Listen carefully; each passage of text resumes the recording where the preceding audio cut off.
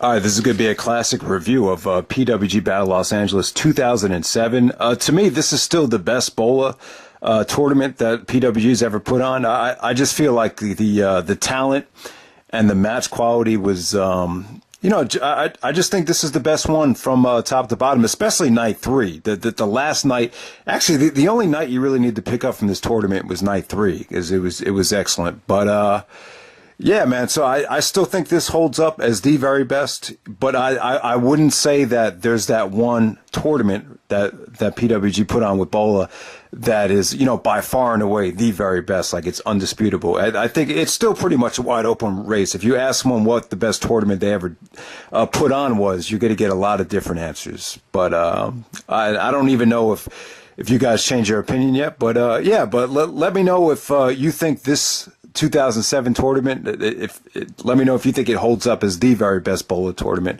I'd like to know how people feel about that. And yeah, also look out. I'm actually going to do another video about the BOLA finals from worst to best. So that'll definitely be coming soon. So that should be interesting to see how that video plays out. But with 2007 here, this is going to be a little bit of a quick, different review. I'm just going to read off the top 10 matches of the tournament. At number 10, this was actually from night one. We have Tyler Black, a.k.a. Seth Rollins, taking on Alex Shelley. Shelley had a marvelous tournament here, but yeah, this is kind of weird for Tyler Black. He made a name for himself in the Midwest, AAW and AIW. Really didn't wrestle in Ring of Honor yet at this point. I think he debuted 2 weeks later at Man Up. This was actually on September 1st, 2007. Let me see, was it September 1st? Or August 31st to September 2nd. So very beginning of September, they had BOLA. So, like I said, Tyler Black had no ROH experience. So this is a really big tournament for him. And he had a really good match with Alex Shelley. He was able to showcase what he could do. At that time, he was a little bit skinnier.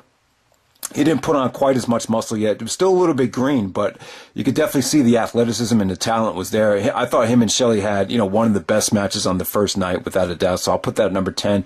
At number 9, we're going to jump to the semifinals to get into the finals here. We have Nigel McGuinness taking on El Generico. Nigel he really only showed up to PWG from what I've seen for the BOLA tournaments.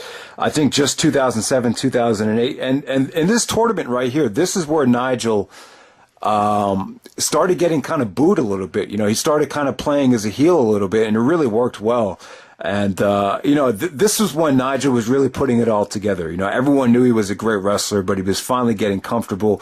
He started to know how to work a crowd. I mean, he was just tailor-made for the WWE. If you see how he worked the crowds in his matches, especially the match with Necro Butcher, he really worked the crowd great here. And then the match with El Generico, Nigel and Generico have a lot of chemistry.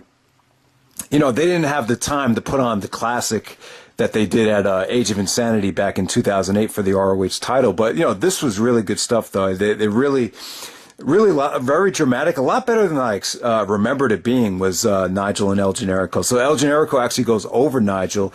But once again, just another excellent match between those two guys. And, yeah, like I said, this is when Nigel really started, talking trash to the crowd. And he got a lot of heat throughout this whole tournament, to be honest with you. And it really was like a foreshadowing of his character that he was going to have to morph into in the next couple months in Ring of Honor.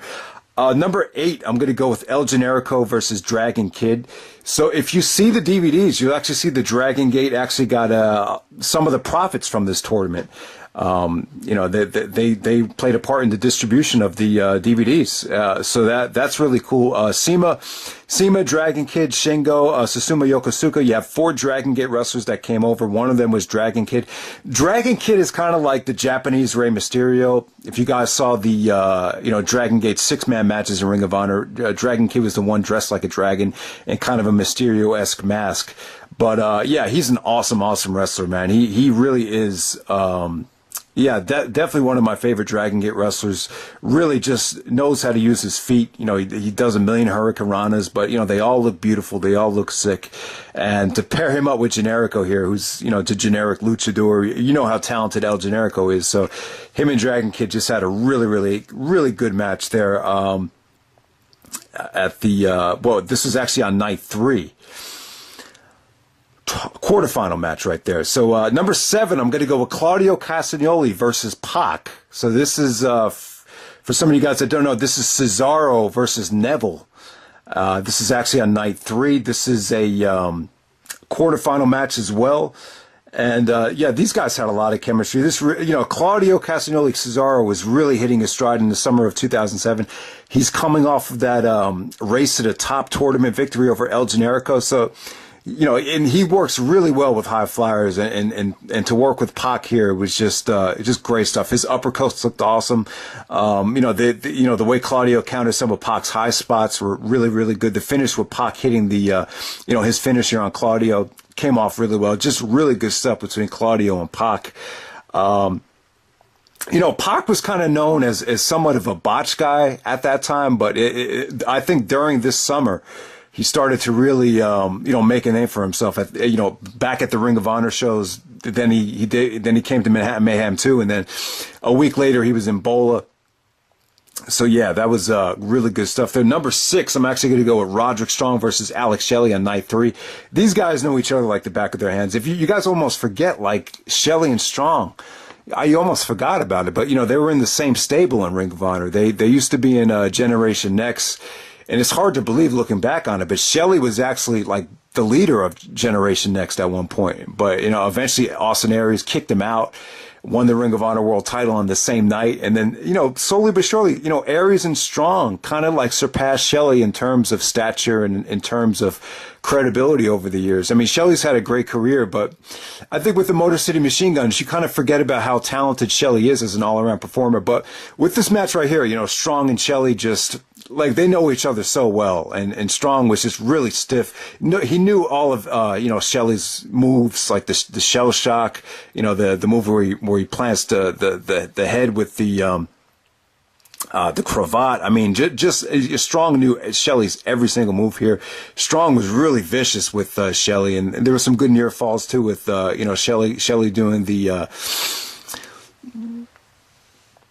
shell shock off the top rope and the Shirinui off the top rope, Strong kicking out of it. So, I forgot how good this match was. So, Strong versus Shelley, really good stuff.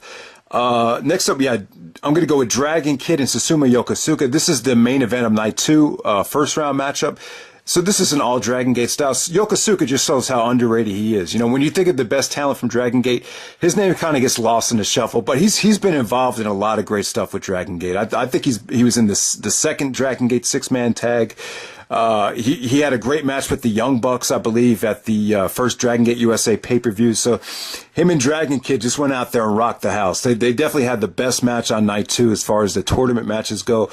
So, good stuff for them, man. That was awesome stuff. Number 4, I'm going to go with El Generico and Kevin Steen, taking on Dragon Kid and Susumu Yokosuka. This is like a main event attraction from night 1. Steen actually used to wrestle for Dragon Gate. He was over there for a while, I believe, like in the summer of 2006. Got a lot of experience over there, so he just works really well with these Dragon Gate guys. You'll be surprised that there is no like awkward chemistry here. I mean, it felt like these guys have been, these guys actually knew each other, which is very rare when you pair an American up with a Japanese guy. And Generico just, no matter who you put Generico in the ring with, luchadors or Japanese talent, he's always going to look good. So, Steen and Generico, this is one of the best Kevin Steen El Generico tag matches that they had in PWG. This might have been one of the better ones. So, just really good stuff. Number 3, I'm going to go with Shingo versus CIMA. This is a quarterfinal match from night 3, and this was incredible here. Shingo and CIMA, CIMA's kind of like the head of Dragon Gate. He's, to me, like he's really the one that really, brought Dragon Gate to the United States. He really had a lot of control as to, what places they decide to wrestle in to get Dragon Gate exposure in the U.S. But one of the guys that really made a name for himself in the States in 2007 was Shingo. At first he really wasn't that seasoned. He actually wrestled in FIP, and it wasn't until like the Morishima match, the title match he had with Morishima at Good Times, Great Memories, people started to take Shingo seriously. And then the guy he just kept getting better and better. And then by the time you get to Dragon Gate USA's first pay-per-view, he's main eventing. So Shingo and CIMA, just a hard-hitting match. Just, you know, you're used to seeing Dragon Gate guys do a little bit more athletic stuff and high flying, but with Shingo and CIMA, this is more of a strong style match. Just a lot of stiff clotheslines here, a lot of hard hitting action. You can just hear everything in this match. So Shingo and CIMA really third best match of the tournament, I would say. Number 2, I'm going to go with the finals. We have a 3-way elimination match. We had CIMA advancing to the finals. CIMA actually defeated Pac to get to the finals. Roderick Strong defeated Alex Shelley to get to the finals. And then El Generico got a roll up on Nigel McGuinness to advance to the finals. So you have CIMA, Strong, and El Generico. This is really like a Dragon Gate versus Ring of Honor versus PWG matchup here. El Generico was kind of like the Sting of PWG at the time. So, you know, just balls to the wall wickedness when this first started out. You know, Generico was Yakuzaing and just doing everything in the beginning. Eventually he got eliminated by CIMA. Then it came down to CIMA and Strong. They really tried to make Strong, look strong here, I would say, because, this is a big match for Roderick Strong to be out there with a legend like CIMA. At that point, it was a huge deal for him because you remember this is only 2007 and Strong really hadn't, you know, surpassed guys like Austin Aries or Alex Shelley quite yet. He was still trying to make a name for himself. So you had great back and forth action between CIMA and Strong. I wouldn't say the matches blow away. I would say this is definitely one of the better BOLA finals ever, but, you know, I wouldn't say it's one of the best PWG matches of all time or anything, but it was definitely one of the better finals in BOLA history. And CIMA goes over, so it's good redemption for him because he actually lost in the finals last year to Davey Richards. And then number 1, I have to say the best match of the tournament was definitely Alex Shelley and Matt Sydal. From night 3 to quarterfinal match. I mean, this match right here just shows you how great Alex Shelley was at the time. I would say 2007, this was when Shelley was in his prime. He gives you a little bit of everything. He gives you a little bit of technical wrestling, a little bit of high flying. The guy was just flawless. I mean, there's a lot of people that actually thought that Shelley should have been TNA World Champion, but I think when you put him in that box with Sabin as the Motor City Machine Guns, it was kind of a curse. To a degree, if you look at, you know, what Shelley's singles career could have been. And at the time, Matt Sydal was hot as hell. I think he had just signed with the WWE. Larry Sweeney was going to ship him up the river to Vince. And this is one of the last indie, you know, maybe the very last indie thing that Matt Sydal was on before Man Up. I think Man Up might have been his last you know, Ring of Honor show. But yeah, Shelley and Sydal, they just rocked the house here. Like I said, guys, definitely the best match of the tournament right here. So there you go. You got 10 really excellent matches from this tournament. The tournament had great quality. So let me touch on some of the guys that actually lost in the finals that I didn't talk about. Like I said, guys, Tyler Black. This is a huge tournament for him because he really didn't, you know, debut in Ring of Honor yet. So he had a good showing. Jack Evans had a good match with Pac. You saw a great high flying matchup right there. Jack Evans, you know, kind of gets stereotyped as a wigger. But you know, he did bring, I've said this before, he does bring a different element to the, indies with his over the top high flying. Chris Hero, this is my favorite Hero character, the young knockout kid gimmick, from Metropolis, Chris Hero. At this time, he was actually a babyface in PWG, so they were really building the Hero and Human Tornado storyline up. With Human Tornado, he was kind of like a pimp. He would actually take Candice LeRae. Candice is actually Hero's girlfriend, but you know, Tornado would actually like pimp slap her and stomp her and you know, basically treat her like a pimp. So the Hero Tornado thing was out of control. They actually did a segment where Tornado actually was mocking Benoit and put Tornado in a crossface. And this is like right after, a couple months after the Benoit situation. And I don't think we've ever seen anyone that obviously mocked the whole Benoit situation. So that was pretty crazy. Kevin Steen kind of had a disappointing tournament here. He actually lost to the Necro Butcher in the first round. You know, I don't think Steen was under contract with PWG at the time, so that might have had a lot to do with it. And Steen was getting hot in Ring of Honor at that time. Doug Williams from the UK had a good show, a good showing against Claudio Castagnoli, but I wouldn't say it was Doug Williams' greatest day. Karl Anderson was in a tag match here. Anderson got a lot better since then. He was still a little bit green at that time. Austin Aries had a matchup with Roderick Strong in the first round. Aries and BOLA just never went well together. I mean, from 2007, even 2009, you know, Aries never really took BOLA seriously. He was never like a PWG mainstay. Kind of like Nigel McGuinness. You see him pop up at a BOLA every once in a while, but he's not like a major PWG player. But Human Tornado, man, I think he had a lot of charisma. He's definitely one of the guys I miss. You don't hear a lot about him anymore. Same thing with Scott Loss. Scott Loss was like one of the PWG cornerstones at the time, but he was a good wrestler too. But he left the business. He was in a stable with Joey Ryan, part of the dynasty. He actually lost to Shingo on night one. Jimmy Rave, he kind of had an average match with Matt Sydal, nothing great. You know, a lot of people don't like Jimmy Rave, but you know, he was good in certain spots in Ring of Honor.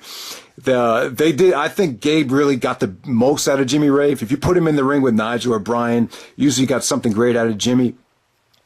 Jimmy Rave did have moments of greatness, though. He did cut some great promos.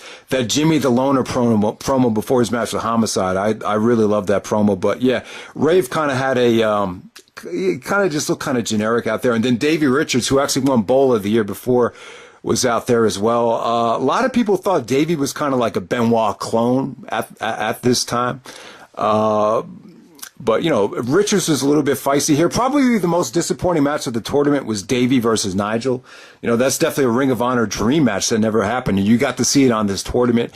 But Nigel and Davey were doing a lot of dicking around. There was actually a hot blonde in the crowd that had a Nigel tattoo. So they were more focused on her than actually having a great match. But that's pretty much it, guys. This is an awesome tournament. I thought 2007 Night 3 is one of the best BOLA shows and one of the best PWG shows of all time, so definitely check it out. I still think from top to bottom, this BOLA delivered the most consistent quality matches and had the best talent.